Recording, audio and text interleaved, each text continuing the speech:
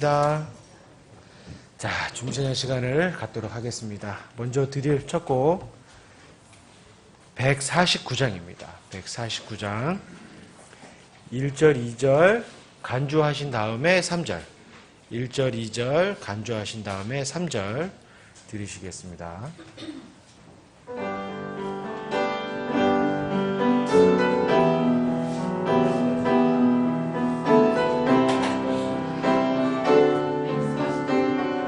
(149장입니다) 사랑을 내게 주셨네. 주님의 귀한 사랑은 그 사랑 죄인을 변화시켰네. 새로운 삶을 주셨네.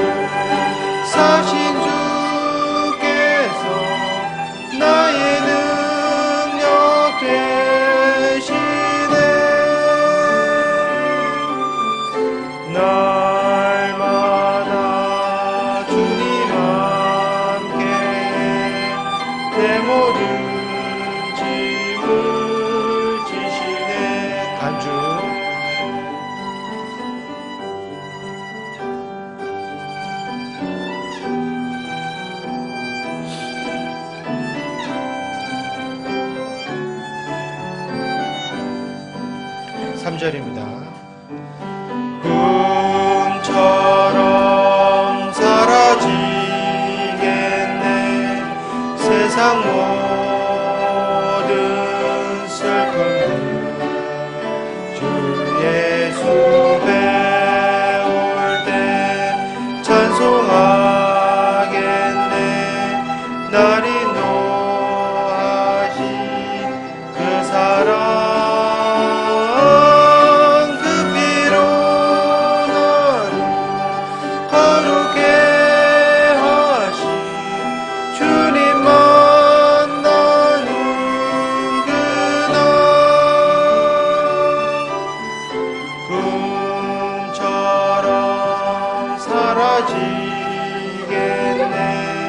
세상 모든 슬픔들. 아멘. 혹시 핸드폰이 켜져 계신 분들은 안내드립니다만 종료시켜 주시거나 진동으로 바꿔주셔서 예배 시간에 울리지 않도록 주의를 좀 당부드리겠습니다. 자, 그리고 한 가지 더 안내해 드릴 사항이 지금 뒤편에 저희 교회 법인 전환을 위해서 신청을 받고 있습니다. 관련되신 분들께서는 기재해 주시고 준비사항에 대해서 아마 후에 광고 말씀이 있을 텐데요. 그때 귀담아 들으셨다가 준비할 수 있는 이제 제출한 서류나 이런 것들을 미리미리 좀 준비하셔서 속히 진행이 될 수 있도록 도움을 좀 부탁드리겠습니다. 자, 한 곡 더 드리고 오전 본예배 순서 진행하도록 하겠습니다. 161장입니다.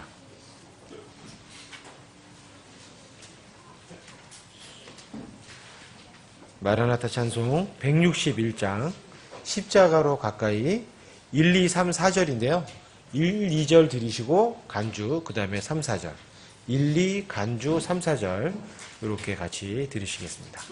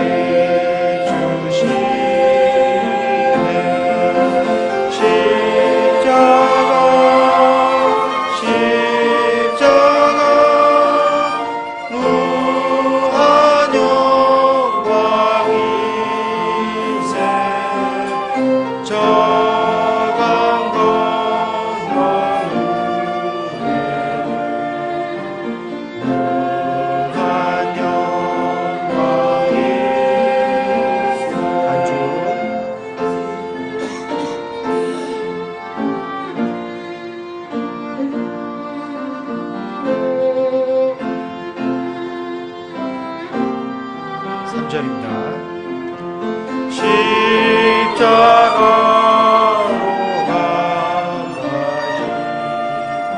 가게 하옵시고 몽송하는 곳에도 알게 하옵소서. 십자가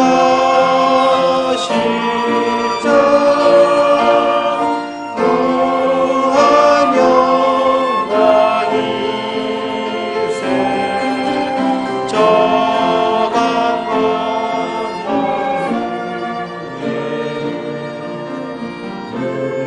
무한 영광일세. 4절 십자가에 가까이 의지하고 서서 천국 이를 때까지 항상 모르겠네. 십자가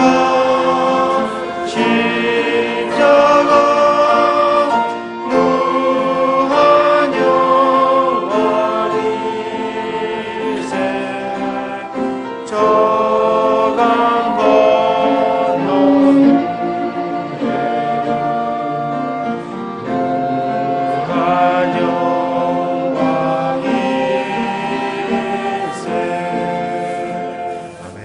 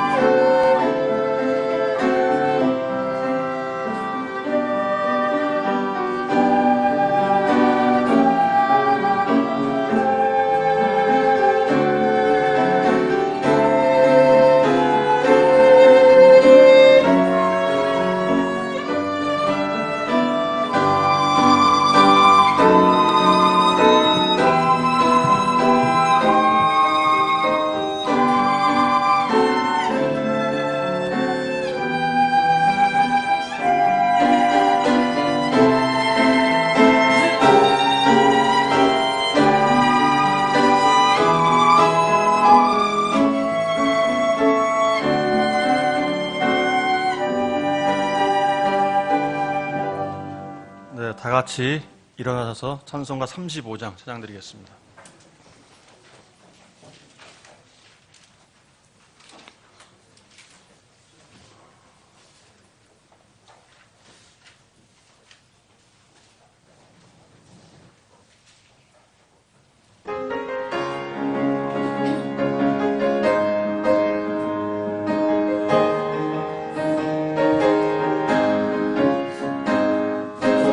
하신 곳에 눈을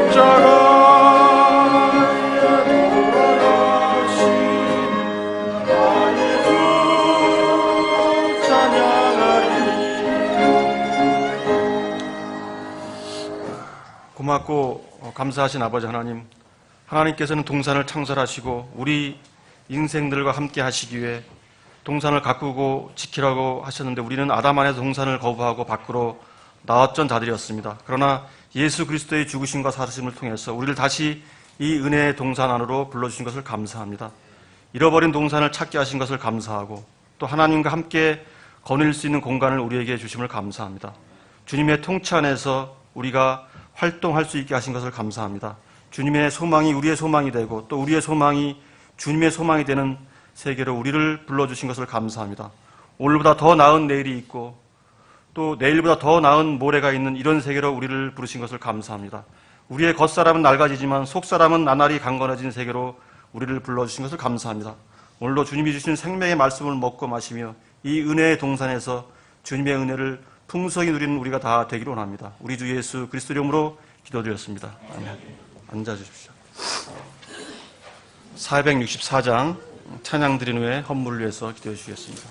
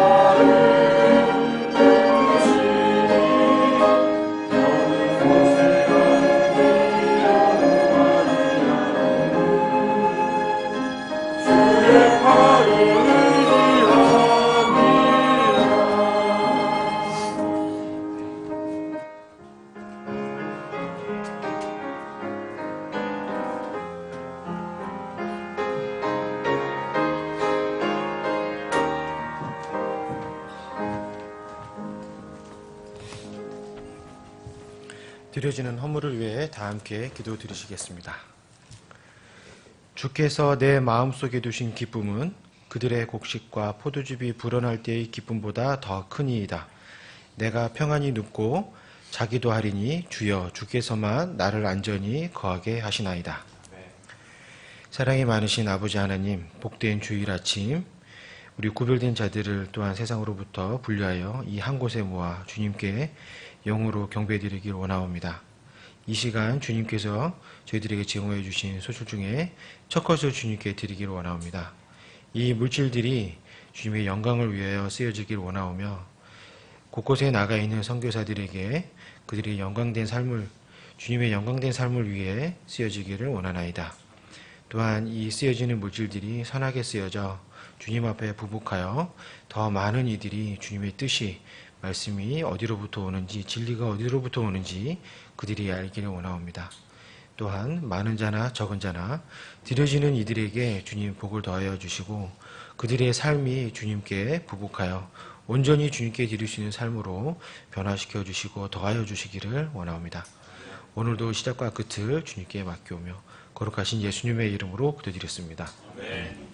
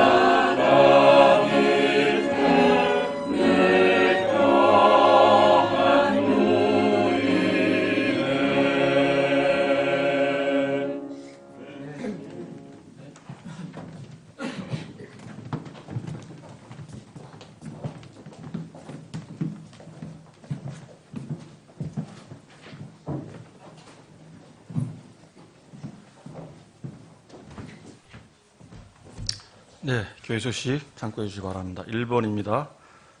다음 주일 11월 30일부터 12월 한 달 동안은 2015년도 선교를 위한 헌신의 시간을 갖습니다. 미리 기도하신 뒤에 그 소정 양식에 기록해서 헌금함에 넣어주시기 바랍니다. 2번입니다. 미국을 방문 중인 임선도 목사님은 11월 28일 금요일 날 이제 귀국합니다. 임선도 목사님과 투병하고 인치들을 위해서 계속 기도해 주시기 바랍니다. 3번입니다. 다음 주 11월 31일 주일에는 외부 설교자 논산 놀매 침례교 황상희 목사님이 말씀을 전합니다. 빠짐없이 모두 참석해 주시기 바랍니다. 4번입니다. 우리 교회에 인접한 우방 IU셀 아파트가 다음 달 1일부터 입주가 시작됩니다. 재정부와 형제, 자매 선교회는 다음 주일까지 우방 아파트 선도방을 협의해 주시기 바랍니다. 자, 5번입니다. 교회 행사입니다. 12월 7일 주일에는 교회 창립 16주년 모임이 있고요. 12월 25일에는 복음 전도 및 성도교회 모임으로 찬양대 발표회가 있고요. 12월 28일에는 연말 회중총회, 12월 31일에는 송경신 예배가 있습니다. 미기록상으로 현재 교회 법인 설립을 위해서 법인 발기인이 필요합니다. 그래서 뒤에 보면 양식이 나와 있는데 거기에 서명해 주시기 바랍니다. 총 30명이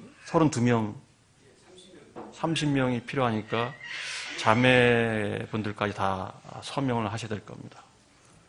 자, 이번 주 성경 암송 구절입니다. 시작. 지혜로운 자의 책망을 듣는 것이 어리석은 자들의 노래를 듣는 것보다 사람에게 나으니라. 전후서 7장 5절 말씀.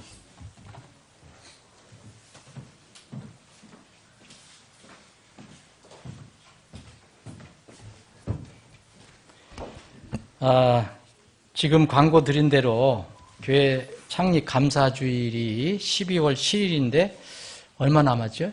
2주밖에 안 남았습니다. 2주. 금방 오니까. 그리고 12월 25일 날, 목요일 날, 이제 성탄절 우리 휴일인데, 그때는 복음전도 및 성도 교제 모임이 있는데, 특별히 금년에는 찬양대에서 오랫동안 준비했던 찬양대 특별 찬양 발표가 있습니다. 이때 복음을 전하면서 찬양 발표를 할 거거든요. 그러니까 여러분 이 두 군데, 이게 12월 7일하고 12월 25일은 여러분들이 외부 전도 대상자 혹은 지인들을 초청해서 말씀을 들을 수 있는 기회를 가질 수 있습니다. 기도하시고 초청해 주시기 바랍니다.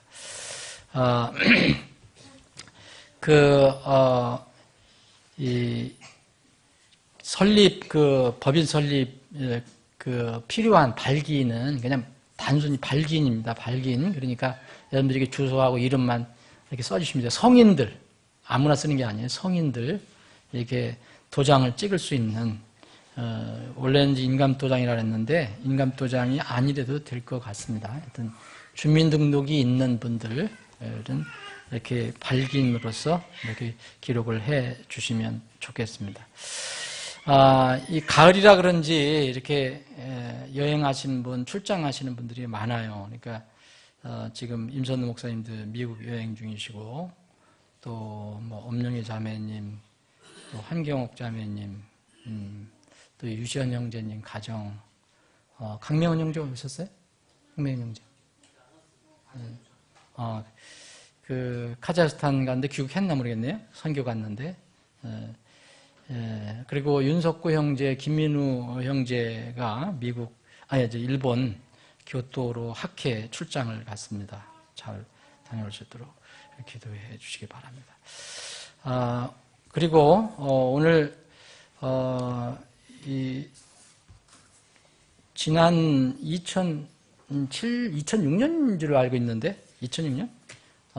It was 2007 or 6? 6. Yeah.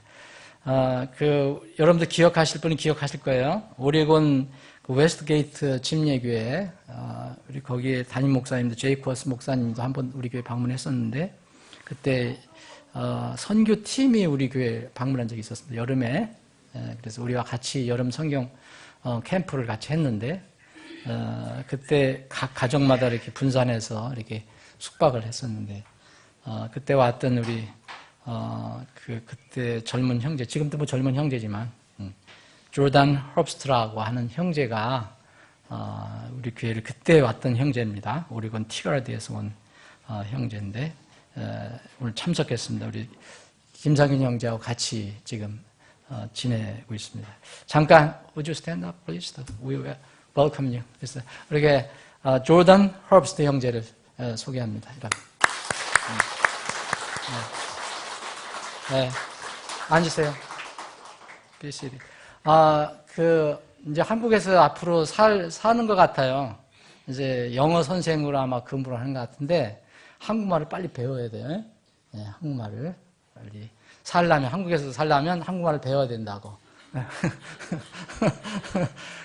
최소한도, 그래서, 여러분들이 같이 교제해 주시고요. 다 같이 일어나셔서, 인사하는 시간 갖겠습니다. 313장. 갈 길을 밝히 보이시니 1절 들으신 뒤에 사랑의 인사 나누겠습니다.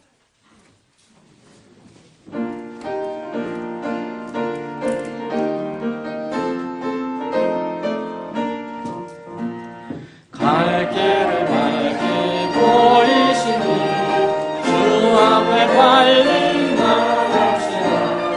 우리를 잡는 구주 예수 오도록 하시네.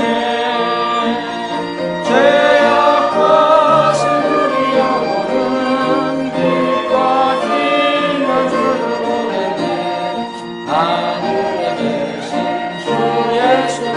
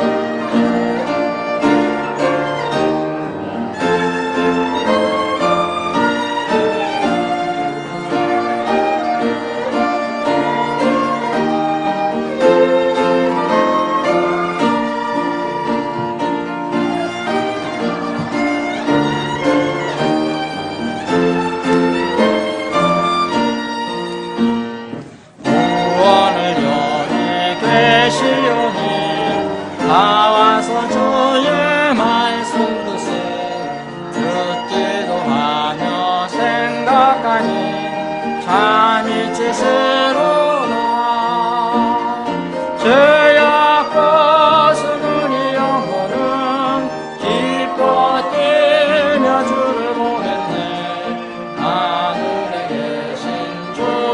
것으로 영원히 섬기네. 아멘.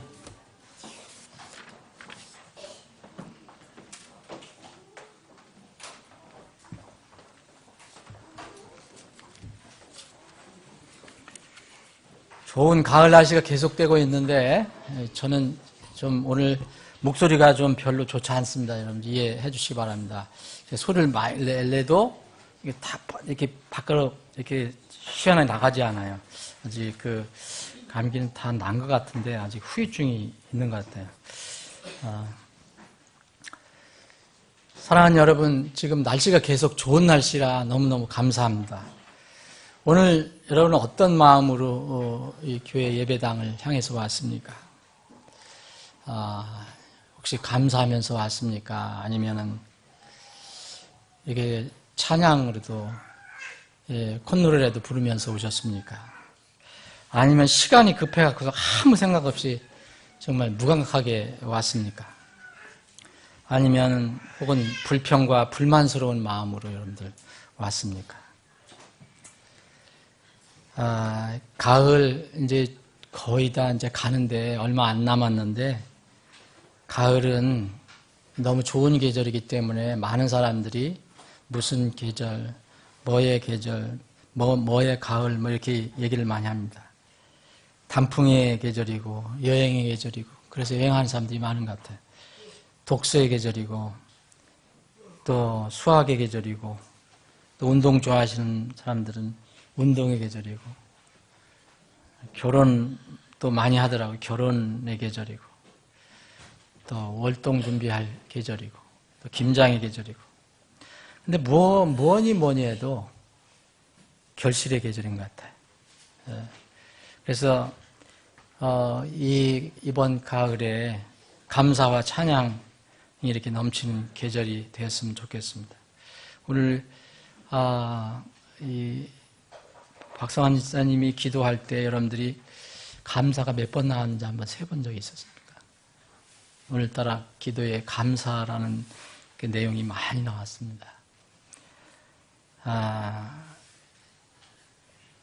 오늘 여러분들과 함께 좀 늘 간단하게 생각하고 가볍게 생각하고 또 쉽게 생각하지만 감사에 대해서도 한번 좀 생각해 보기를 원합니다. 그런데 그냥 이게 단순한 감사가 아니라 그 감사는 어디에서 나올 수 있는 감사인가. 지난주는 여러분들 아시겠지만 일반 교단교회에서는 아주 중요한 절기 중에 하나입니다. 여러분 아십니까? 무슨 절기죠? 네, 다 아시네. 추수감사절이라 하면 일반 교단교회에서는 1년 예산의 반 이상을 확보할 수 있는 계례예요. 한 해 예산, 교회 예산의 반 이상을 확보할 수 있는 좋은 기회라고 얘기합니다. 그런 의미는 무슨 의미가 있겠습니까? 네? 뭐를 이렇게 만들어내려고 하는 의미. 정말 우리가 뭘 감사할 것이냐. 그렇다고 해서 여러분 또 아무 감사도 안 하면 그건 또 이상한 것이죠. 그래서 오늘 이 바울 사도의 이 전도 여행 중에 있었던 사건을 우리가 한번 성경을 읽어보면서 하나님께서 우리에게 주시는 교훈을 이렇게 나누기를 원합니다. 사도행전 14장입니다.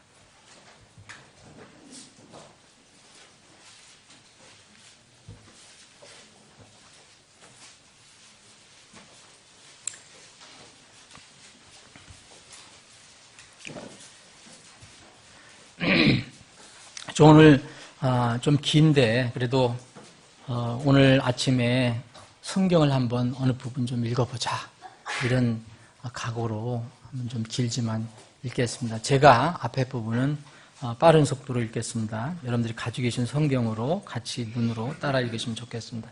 사도행전 14장입니다. 이고니움에서도 그들이 함께 유대인의 회당에 들어가 그와 같이 말하니 유대인들과 그리스도인들의 큰 무리가 믿더라. 그러나 믿지 아니하는 유대인들이 이방인들을 선동하여 그 형제들에게 악한 생각을 품게 하니라. 그러므로 그들이 오랫동안 머물면 주 안에서 담대하게 말하며 그분께서 그들의 손으로 표적들과 이적들을 행하게 허락하사 자신의 은혜의 말씀에 증거를 주시니라. 그러나 그 도시의 무리가 나뉘며 일부는 유대인들의 편을 들고 일부는 사도들의 편을 들더라. 이방인들과 유대인들이 자기들의 치리자들과 함께 악의를 품고 그들을 대하며 돌로 치려고 달려들매 그들이 그것을 알고 루가우니아의 도시인 루스드라와 더베와 주변 지역으로 도피하여 거기서 복음을 선포하니라. 루스드라에 발이 허약한 어떤 사람이 앉아 있었는데 그는 모태에서부터 불구가 되어 걸은 적이 없더라. 그 사람이 바울이 말하는 것을 듣거늘 바울이 그를 똑바로 쳐다보고 고침받을 만한 믿음이 그에게 있음을 알고 큰 소리로 이르되 네 발로 똑바로 일어서라 하니 그 사람이 뛰고 그러니라. 사람들이 바울이 행한 일을 보고 목소리를 높여 루가우니아의 말로 이르되 신들이 사람들의 모양으로 우리에게 내려왔다 하며 바나바는 주피터라 하고 바울은 주로 말하는 사람이므로 머큐리라 하더라. 이에 그들의 도시 앞에 있던 주피터의 대사장이 소와 화환들을 가지고 성문들에 이르러 사람들과 함께 희생물을 드리고자 하니 희생물 드린다는 게 뭔지 아시죠? 제사를 드리려고 하는 거예요. 산 사람한테.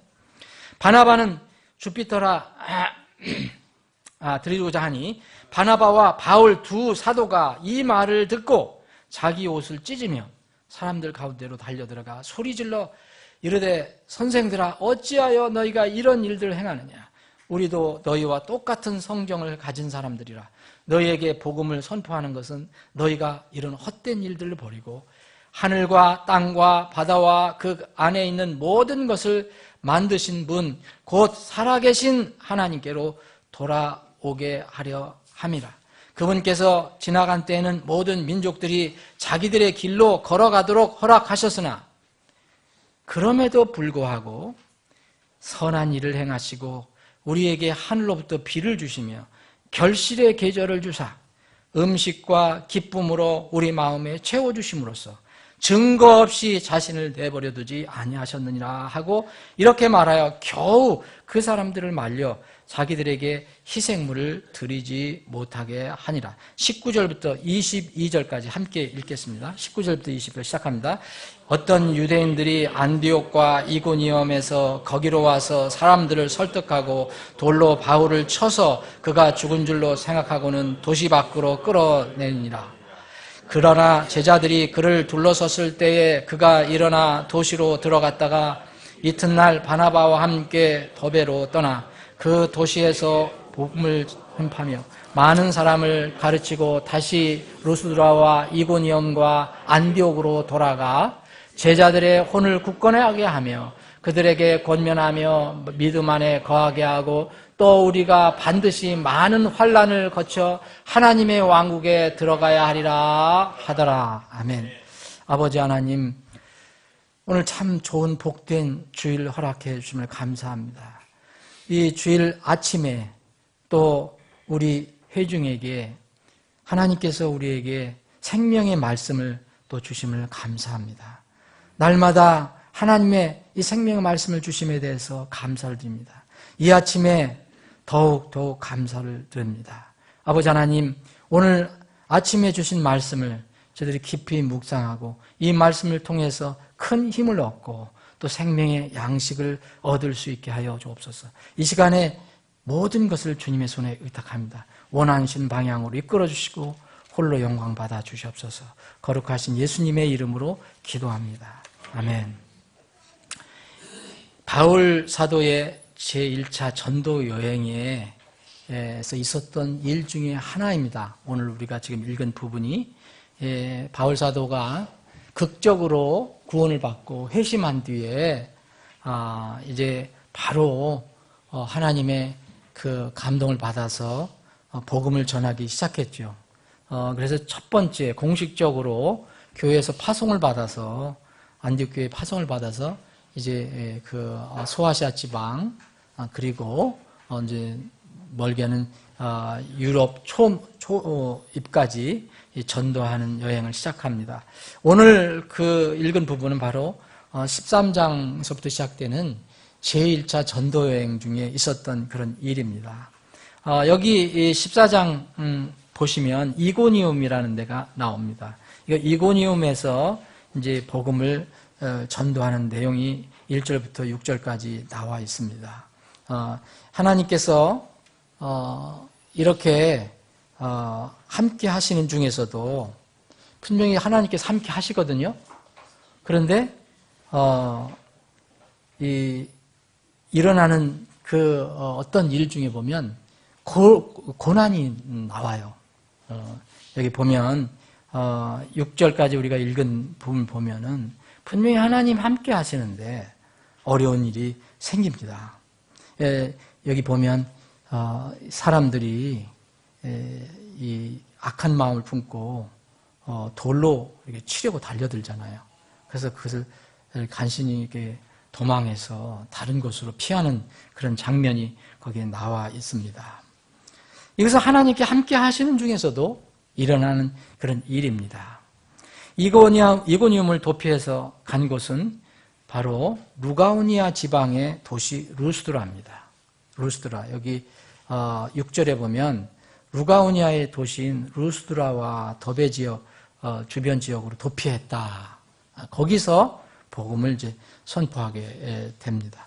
근데 루스드라에 가보니까 어떤 이 태어날 때부터 어머니 뱃속에서부터 이렇게 불구가 되어서 걷지 못한 그런 약한 사람이 있었습니다. 여기 8절에 나오죠. 모태에서 불구가 돼서 걸어 다니지 못한, 옛날 용어로 하면 이렇게 걷지 못하는 안전뱅이라고 하죠. 그냥 태어날 때부터 앉아있는 이 사람이 있었습니다. 근데 바울 서다가 복음을 선포하는 것을 듣고 이제 귀를 기울입니다. 그런데 바울 사도가 그 사람을 보니까 그 사람 안에 어떤 믿음이 있다는 것을 알고 그를 이제 고쳐주게 됩니다. 그래서 여기 9절, 10절에 보면 이제 일어나서 걸어라. 그랬더니 그 사람이 정말 기적적으로 뛰어나서 일어나서 걷는 모습이 보입니다. 참 좋은 일입니다, 이게. 그런데 이렇게 좋은 일이 어떤 평생 고통받는 사람을 고쳐줬어요. 그래서 얼마나 좋은 일입니까? 얼마나 큰 복이 됩니까? 그런데 그에게는 큰 복이 된 일이 바울 사도에게는 이 불행으로 다가왔습니다. 이 고난으로 다가옵니다. 한 사람에게는 큰 복, 한 사람에게는 어려움으로 이제 다가오는 그 모습을 거기서 발견하게 됩니다. 일종의 이제 이게 신유 역사라고 볼 수 있죠. 하나님의 능력을 힘입어서 고치는 그런 모습입니다. 그런데 그 지역이 이제 루가오니아라는 지방인데, 루가오니아 큰 지방에 이제 루스드라라는 그런 도시인데, 여기에서 사는 사람들이 이것을 보고 굉장히 놀란 거죠. 어떻게 저 사람은 태어날 때부터 이렇게 걷지 못하는 그런 사람이었는데 어떻게 저렇게 고침받을 수 있지? 그래서 실제로 자기들이 눈을 본 거 아닙니까? 그 사람이 뛰어다니게 됩니다. 그랬더니 이 사람들이 이제 생각해내는 것이 뭐냐면 이 사람들은 사람이 아니다. 이 사람들은 사람들의 모양으로 내려온 신이다. 그러니까 두 사람이니까 신들이라고 그랬죠. 그래서 이 사람들은 정성을 다해서 이제 이 신들을 섬긴다고 합니다. 이제 그들이 믿는 이제 주피터, 그리고 머큐리라는 이제 헤르메스라고도 하는 이 신을 들먹거리면서 이제 바나바는 주피터라고, 바울은 여기서 복음을 주로 전하니까 말을 하는 사람이니까 이제 대변인 역할을 한다고 해서 이제 머큐리라는 이름을 이제 붙여줍니다. 그래서 어쨌든 대단한 신 둘이 왔다. 그래서 이들은 이제 이들에게 이 두 사람에게 제사를 드리려고 합니다.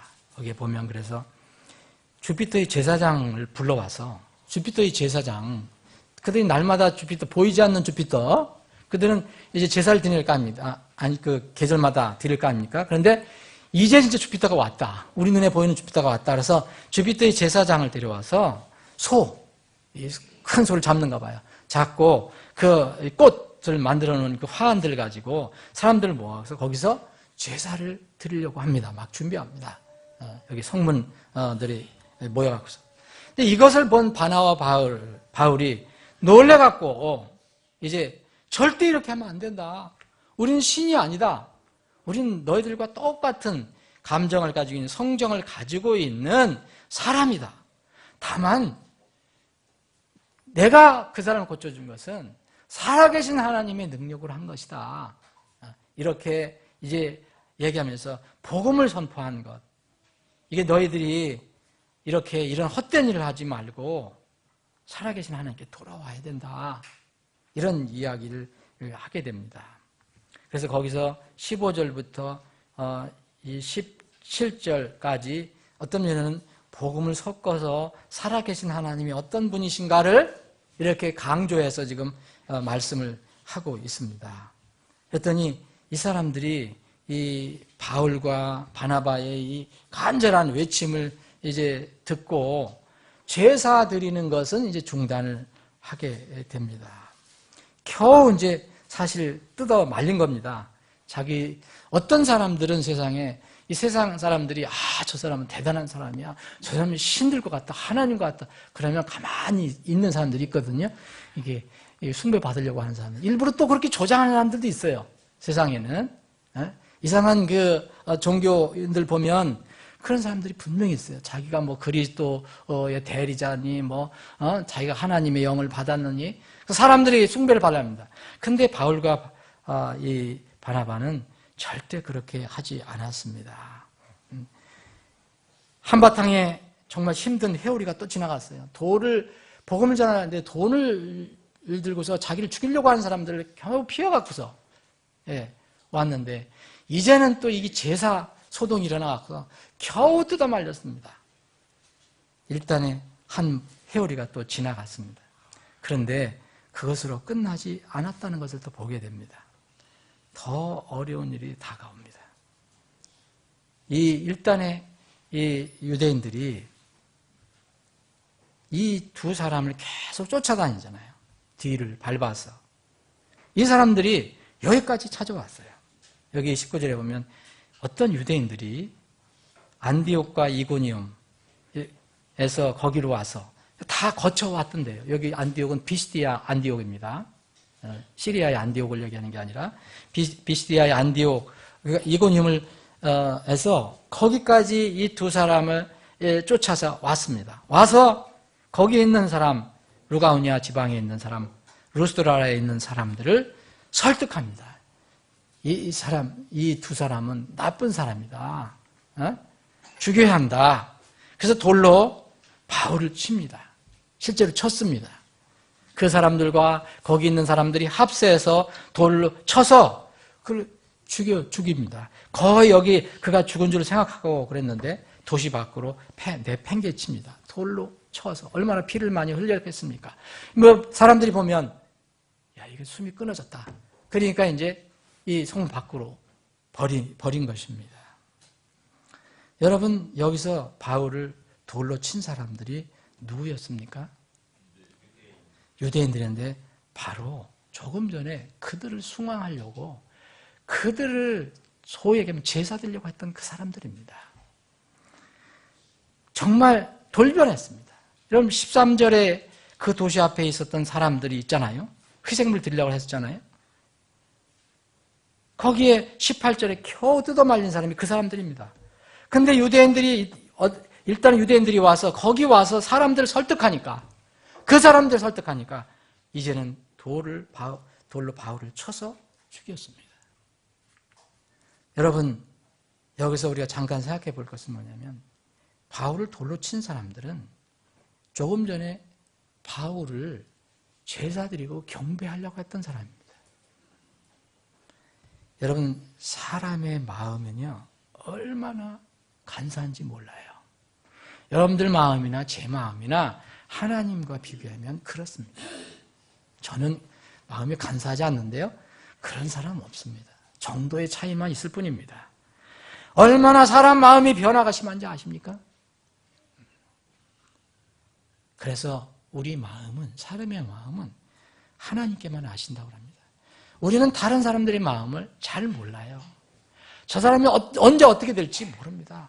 금방 웃고 나에게 친절을 베풀 사람이 어느 날 갑자기 험상궂게 달려들어서 배반을 하거나 공격을 합니다.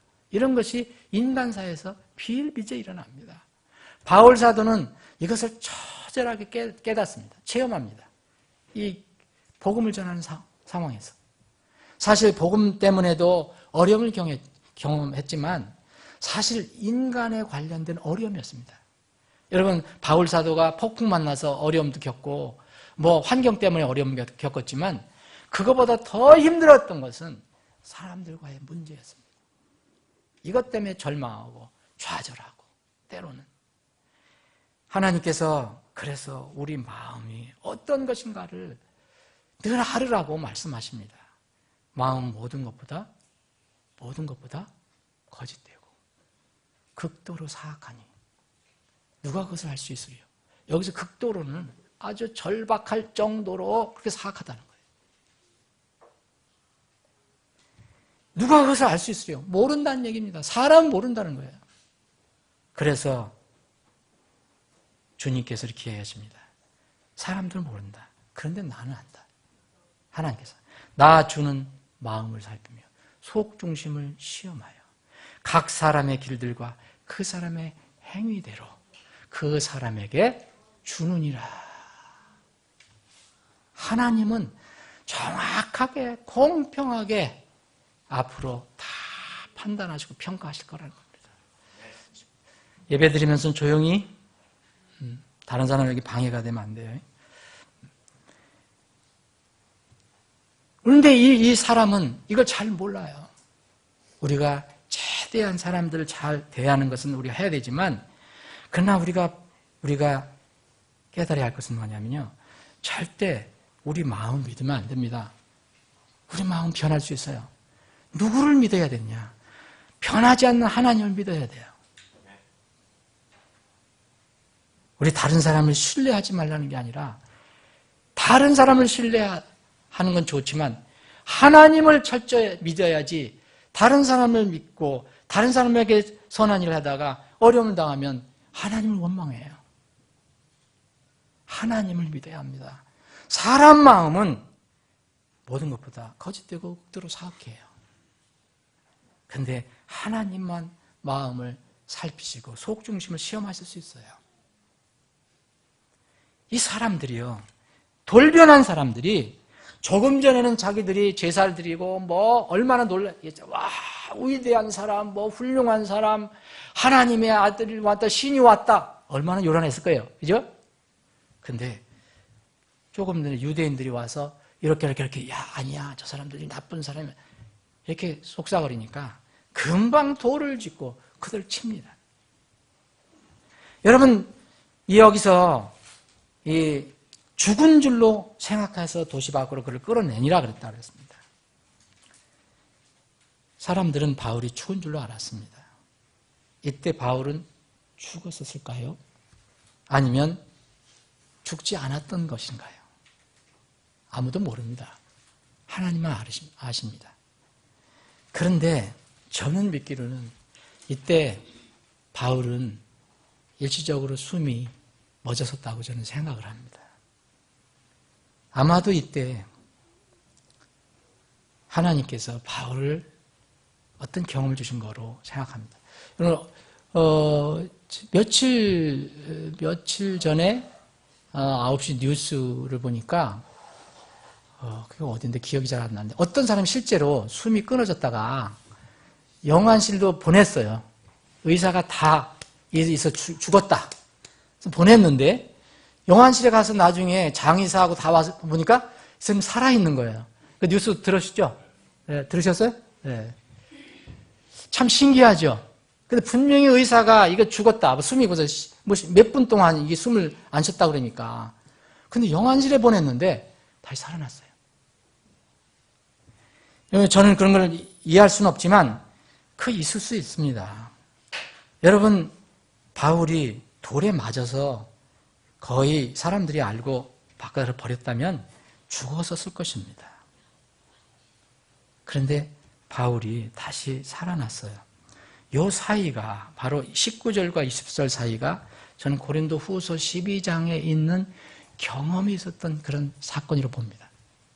고린도 후서 12장을 보면 바울 사도가 세 번째 하늘, 셋째 하늘에 끌려 올라간 놀라운 경험을 거기 고백을 합니다.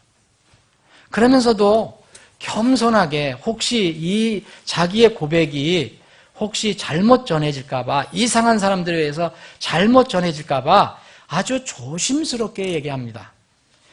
자랑하는 것이 물론 내게 유익하지 아니하나 내가 주의 환상들 계실로 나가리라. 내가 그리스도 안에 있는 한 사람을 알았노니. 이 누구예요? 자기입니다. 그 사람은 14년 전에 셋째 하늘로 채에 올라갔느니라.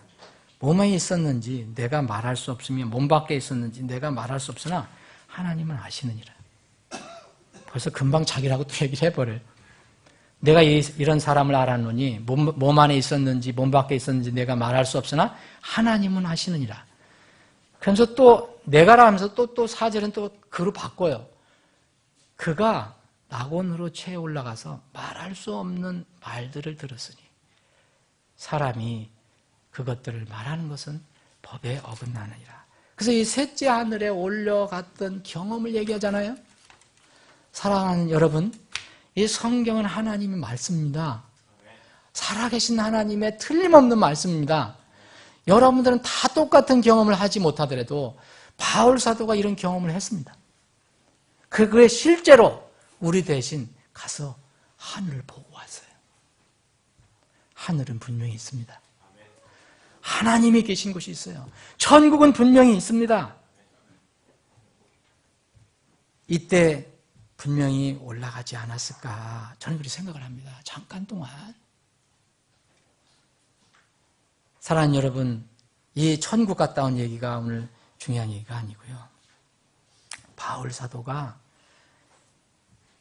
이렇게 고난을 겪으면서, 끊이지 않는 고난을 겪으면서도 삶의 한 목표를 세우고 그 목표를 위해서 부단히 끊임없이 걸어왔다는 겁니다. 고난 속에서도 변하지 않는 삶의 목표가 있어요. 여기 1절에도 복음을 전했다고 그러지 않습니까? 아까 말씀드린 대로 거기에 5절에서 돌로 맞아 죽을 뻔했어요. 도망을 다녔어요. 또 사람을 고쳐놓으니까 무슨 또 이 제사 이 소동이 일어나서 겨우 뜯어 말렸습니다. 겨우 이제 그 뜯어 말렸더니 어떤 사람들이 선동한 사람들이 와갖고서 거기 있는 사람들을 선동해갖고 돌로 쳐서 자기를 쳐서 죽게 합니다. 끊임없는 이 고난이 계속됩니다. 죽음의 위협에도 그는 포기하지 않는 삶의 이유가 있었어요. 다메섹 도상에서 만난 주님을 결코 부인할 수 없어요. 그때 거듭난 그 경험을 부정할 수가 없습니다. 바울은 죽음에서 일어나서 이튿날 자기를 죽이려고 한 도시, 다시 그 도시에 다시 들어갑니다. 여러분, 20절에 여기 거의 피를 흘리고 바깥에서 또 이제 버려졌을 거예요. 그런데 20절에 보면 그러나 제자들이 그를 둘러섰을 때 그랬어요. 제자들이 둘러섰을 때 그가 일어나, 성경은 간단히 얘기합니다. 어디로 또 들어갔습니까? 다시 자기를 돌로 쳐 죽이려고 했던 그 이고니움으로 다시 루스드라로 다시 들어갑니다. 다시 들어가요. 그리고 거기서 하루 멀고 뭐 했는지 복음을 전했겠죠. 그 다음 이튿날 바나바와 함께 더베로 갑니다. 저는 이 성경을 준비하면서, 말씀 준비하면서 저는 단순히 읽었지만 이번엔 한 장 읽어보니까 이 바울의 이 행적이 참으로 보통이 아닙니다. 여러분, 자기를 돌로 쳐서 죽이려고 했던 때는 정말 얼굴도 들여밀기 싫어할 겁니다. 여러분, 군대 졸업이 아니네. 군대 제대한 사람들 뭐라 합니까? 형제들. 내가 거기를 보고 뭘 해뒀는지 아냐? 그런 사람도 있었어요. 옛날에 하도 고생을 많이 해서. 그쪽 방향으로는 난 소변도 안 보겠다 그러고. 그런데 바울 사도는 거길 다시 들어갑니다. 왜냐? 자기에게 사명이 있기 때문에, 삶의 목표가 있었기 때문에 고난이 그 삶의 목표를 방해할 수가 없었습니다. 더베에서 내려가서 더베 그 옆에 있는 도시인데 복음을 전해서 많은 사람들을 가르치고, 여기 21절에 보면 또 복음을 선포해서 많은 사람들을 가르치고 다시 루스드라와 또 올라가요. 이고니움과 안디오로 다시 돌아갑니다. 아유, 지긋지긋한데 저기 내가 안 가야지 해서 멀리 돌아서 가지 않고 다시 거길 갑니다. 거기에 불쌍한 혼들을 생각했을 것이기 때문입니다. 삶의 고난은 누구나가 있습니다. 그런데 복음으로 인한 고난은 누구나 다 겪는 것은 아닙니다. 구원받고 나서도 복음 때문에 고난을 피하는 사람들이 있습니다. 예수님의 이름 얘기하는 거 싫어서 피할 수도 있습니다. 그렇다고 해서 삶의 고난이 없어지는 건 아닙니다. 누구든 다 삶의 고난을 겪습니다. 그런데 오늘 이 본 말씀은 이 삶의 고난 속에서도 이 복음 때문에 더 극심한 고난을 겪는 바울 사도를 우리에게 알려주고 있습니다. 그러면서 바울 사도는 이렇게 이야기합니다. 제자들의 혼을 굳게 해주면서, 격려해주면서, 권면해주면서 믿음 안에 튼튼하게 거하라. 어떤 상황에서도 믿음 안에 거하라 하면서 이렇게 중요한 계시를 해줍니다. 또 우리가 반드시 많은 환난을 거쳐 하나님의 왕국에 들어가야 하리라 하더라. 바울 사도가 지금 말한 것은 여러분 옵션이 아닙니다. 자기가 원하면 하고 원하지 않으면 그걸 얘기하는 게 아닙니다. 여기는 분명히 우리가 반드시라고 그랬습니다. 반드시 많은 환난을 거쳐 하나님 왕국에 들어가야 하리라. 우리의 최종 목표지인 하나님의 왕국입니다. 그 왕국에 들어가기 위해서는 필수 코스가 있다는 거예요. 저도 군대 생활하면서 좀 옛날 사람들은 다 경험을 했지만 그러나 군대 갔다 온 거 후회하지 않습니다. 삶에 얼마나 힘이 되는지 모릅니다. 그때 내가 어려움을 극복했기 때문에 삶에서 어려움이 있을 때 내가 그때 경험한 거 그때 겪었는데 그걸 이겼는데 내가 이것도 이겨야지 하는 마음이 정말로 솟아납니다. 군인이 되기 위해서는 온몸으로 땅을 기고 철조망을 뚫고 훈련한 이런 여러 가지 훈련 있습니다. 이걸 포복 훈련이라고 하죠. 또 고통스러운 화생방이 기억이 납니다. 피가 나고 알배기고 이가 갈린다는 사격 PRI가 있습니다.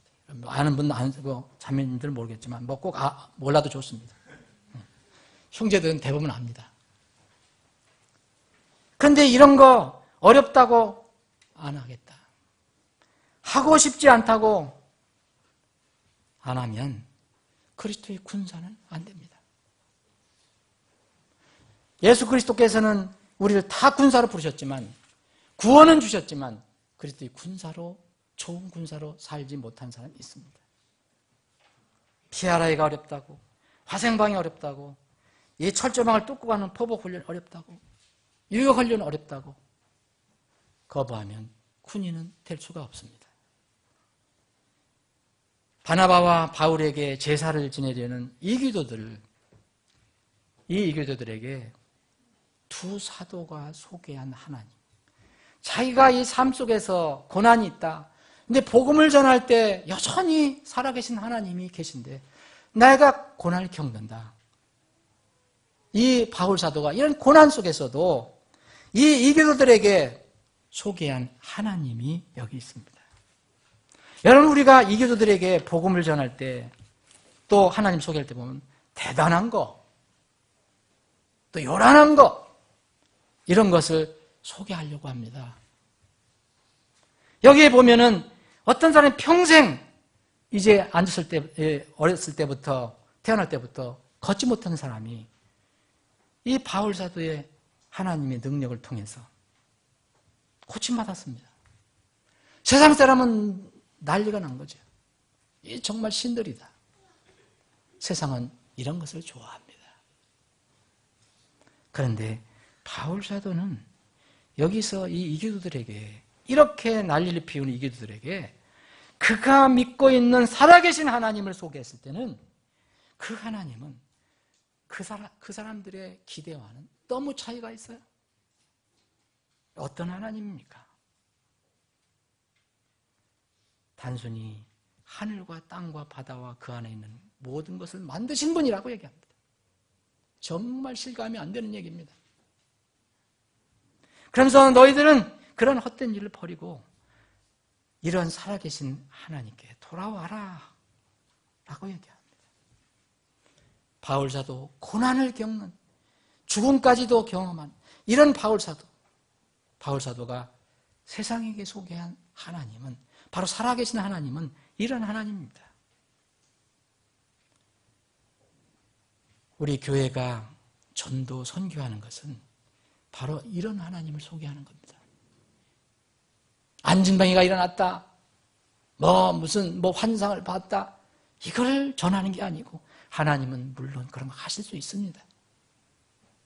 바울 사도는 살아계신 하나님, 이 세상을 만드시고 그 안에 있는 모든 것을 만드신 살아계신 하나님을 증거했습니다. 그래서 헛된 것을 버리고 돌아오라 얘기합니다. 이 가을에 우리가 그것을 해야 합니다. 이것이 바울 사도의 거듭난 후 평생 동안 외쳤던 이야기입니다. 어느 곳에서 바울 사도가 이렇게 요란한 기적을 들먹거리면서 이런 하나님, 기적을 일으키는 하나님을 너희들은 믿어라고 얘기한 적이 있습니까? 아까 자기가 거의 돌을 맞아 죽었을 때 하나님께서 경험을 해주신 그것도 너무 조심스러워서 내가 이런 사람을 안다. 얼마나 조심스럽게 얘기합니다. 합니까? 이런 바울 사도의 태도는 결코 이 시대에 어떤 사람들이 추구하는, 어떤 교회가 추구하는 그런 하나님이 아닙니다. 우리 하나님, 여러분들과 저의 하나님은 어떤 하나님입니까? 두 사도가 또 소개한 하나님은 이렇습니다. 17절에 보면 선한 일을 행하시고 우리에게 하늘로부터 비를 주시고 결실의 계절을 주사 음식과 기쁨으로 우리 마음 채워주심으로써, 이런 하나님이에요. 이런 하나님을 지금 소개해 줍니다. 그러면서 바울 사도는 뭐라고 하냐면, 하나님께서 우리에게 이 세상을 살아갈 때 하나님 자신에 대한 증거를 버려두지 않으셨다. 자신을 그냥 우리와 멀리 떨어져 있게 하지 않으시고 분명히 증거를 주셔서 하나님께서 이렇게 살아계신다는 것을 하나님께서 우리에게 알려주셨다고 얘기합니다. 증거 없이 자신을 내버려 두지 아니하셨느니라. 여러분, 증거가 뭡니까? 거기서 얘기한 거. 비주신 거. 쉽게 하면 결실의 계시를 주셨다는 겁니다. 여러분, 이 가을에 무엇을 생각합니까, 여러분?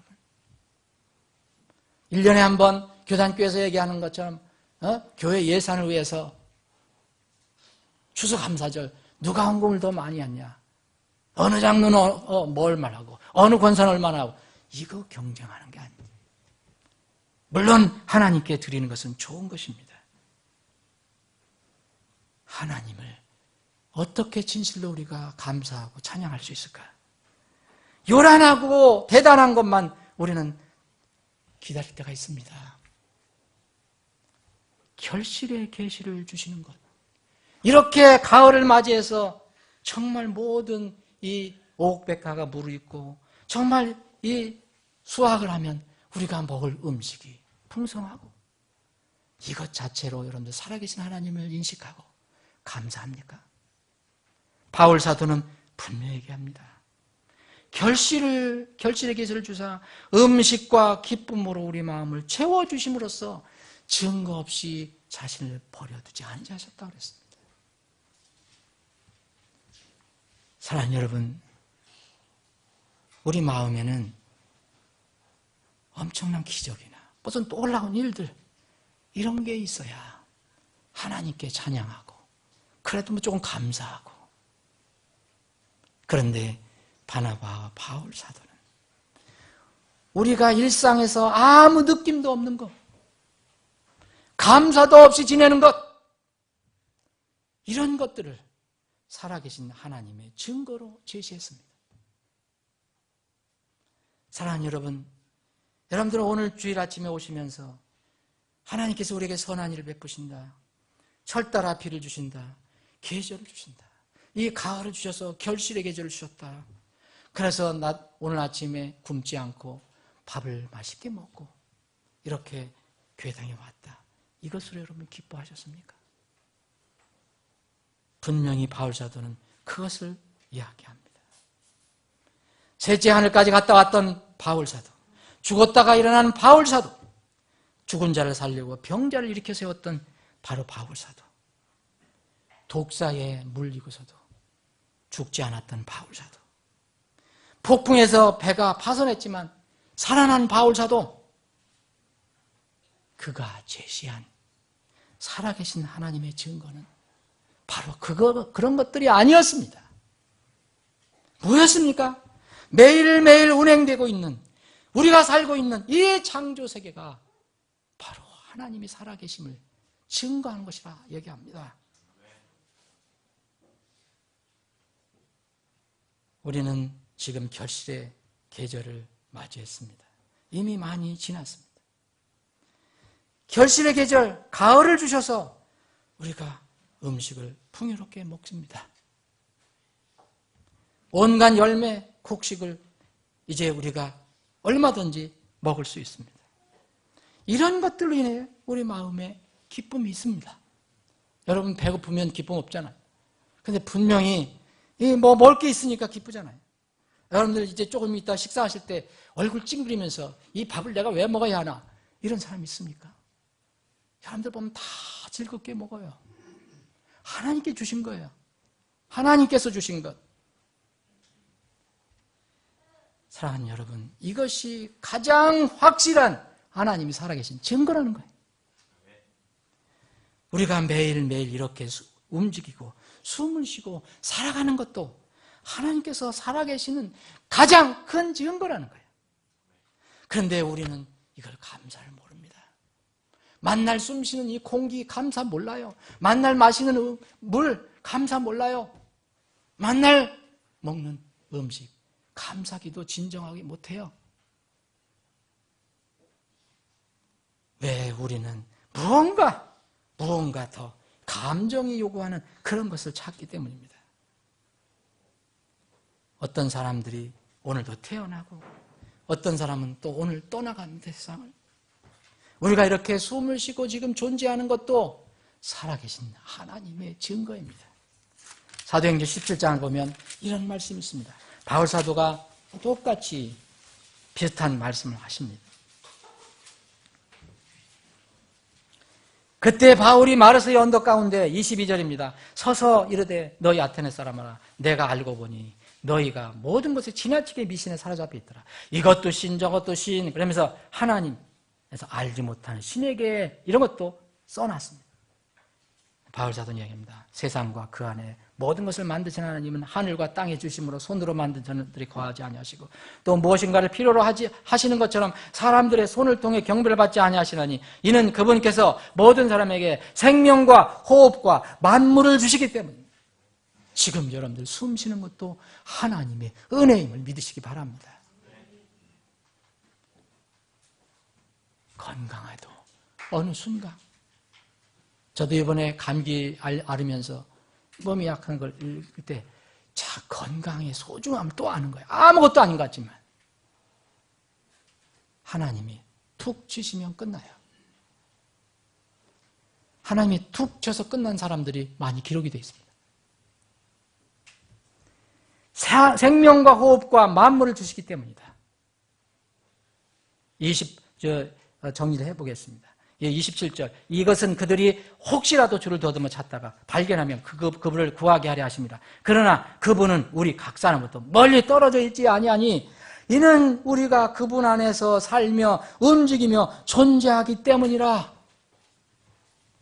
여러분, 우리 호흡하는 거, 이게 바로 우리가 숨 쉬는 것도 바로 하나님이 우리에게 주신 은혜입니다. 우리는 세상의 물질주의, 물량주의, 쾌락주의, 이기주의에 너무 영향을 많이 받아서 감사를 잃어버리고 살고 있어요. 욕심이 너무 많아요. 세상 사람들 너무 많이 비교해 살아요. 감사가 없어요. 성경은 뭐랍니까? 물 한 컵도 감사하고, 숨 쉬는 것도 감사하고, 결실의 계절 준 것도 감사하고, 비를 내려주는 것도 감사하고, 자족과 감사 대신 우리는 어느 순간에 불평과 불만이 익숙해졌어요. 바울 사도는 자신의 인생 속에서 매일의 일상의 삶과 그 삶 속에서 벌어지는 고난과 역경이 바로 하나님께서 살아계시다는 증거라는 것을 믿었습니다. 아니, 깨달은 것입니다. 그러나 우리는 이거 비교해보면 너무 쉽게 환경과 조건을 보고 하나님을 의심하거나 불평을 하고 감사를 잃어버립니다. 어느 산 부자가 있었습니다. 해변 마을에 살고 있었는데 생업은 고기를 잡는 겁니다. 매일 고기를 잡아야 먹고 살 수 있습니다. 아들 둘, 아버지 매일 바다로 나갑니다. 어느 날도 여느 때와 마찬가지로 바다에 나갔습니다. 파도가 잔잔하고 날씨가 좋을 때 나갔습니다. 그런데 해변을 멀리 떠나서 들어갔을 때 갑작스럽게 이제 하늘이 어두워지고 파도가 높아지고 폭우가 쏟아지기 시작했습니다. 폭풍이 온 것입니다.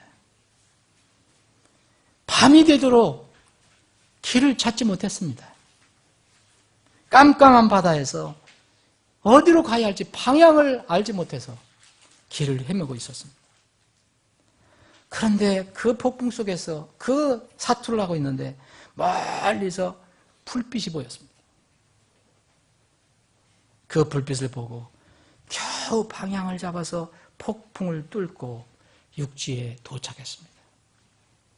목숨을 건졌습니다. 세 부자가 다 목숨을 건졌습니다. 집에 도착해서 보니까 엄마, 그 아내가 털썩 땅바닥에 주저앉아서 울고 있었습니다. 이유는 갑자기 집에 불이 났다는 겁니다. 그래서 그 어머니는 천소된 집을 바라보고 울고 있었습니다. 바로 그 불빛이 이 세 부자, 폭풍을 만난 세 부자에게는 생명의 빛이었습니다. 그 빛 때문에 그 폭풍을 뚫고 살아났습니다. 세 부자는 무릎 꿇고 감사 기도를 드렸다고 합니다. 우리는 이 불난 것만 봅니다. 내가 잃어버린 것만 봅니다. 그런데 한편은 세 부자가 생명을 얻었습니다. 사도 바울은 돌에 맞아 피투성이가 되고 숨이 끊어진 그런 최악의 고난 속에서도 하나님께서 살아계심을 믿었습니다. 하나님께서 여전히 그를 지켜보고 계시다는 것을 깨달았습니다. 여러분 20절 보면 제자들이 그를 둘러섰습니다. 어디서 제자들이 나타났을까요? 하나님께서 숨겨놓은 그 제자들이, 그 루스드라에 있던 제자들이 바울 사도가 고난을 받고 거의 죽어 밖으로, 도시 밖으로 이제 버려졌을 때 그 제자들이 그를 위해서 섰습니다. 이때 그가 다시 살아났습니다. 저는 이 제자들을 봅니다. 이 제자들이 누군가? 사랑하는 여러분, 여러분들이 아무리 고난과 어려움이 있어도 그곳에는 하나님이 계십니다. 그리고 거기는 여러분들을 지켜 보호하고 있는, 지켜 바라보고 있는 제자들이 있습니다. 믿는 자들이 있는 것입니다. 교회가 바로 그러한 것입니다. 우리는 같이 기도하면서 마음을 서로 나눌 수 있습니다. 서로 제자가 돼서 어려울 때 그를 둘러설 수 있습니다. 말씀을 정리하겠습니다. 자녀들의 어떤 고난도 아버지는 아십니다. 어떤 역경 속에서도 주님은 함께 하십니다. 교회는 나 혼자가 아니고 우리들을 가리킵니다. 하나님께서 살아계셔서 여러분과 함께 하신다는 증거를 여러분들은 매일 어디에서 찾습니까? 바울 사도 이야기한 것처럼 이런 단순한 일상의 삶에서 살아계신 하나님을 찾습니까?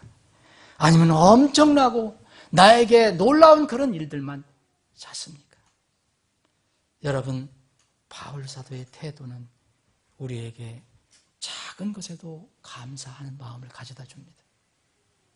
그러나 그렇지 않으면 우리는 늘 불평하고 불만스럽게 세상을 살아갈 것입니다. 사랑하는 여러분, 이 결실의 계절 가을에 여러분들 무엇으로 감사하고 있습니까? 무엇으로 하나님 찬양하고 있습니까? 일용한 양식 한 끼를 주신 것만으로도 감사하며 하나님을 찬양합니까? 작은 일상의 삶 속에서도 살아계신 하나님을 인식하고 고난의 역경 속에서도 혹시 여러분들이 이런 역경이 처해 있어더라도 주님의 임재를 인식하고 감사하시기를, 그런 계절이 되시기를 주님의 이름으로 축원합니다. 기도하시겠습니다.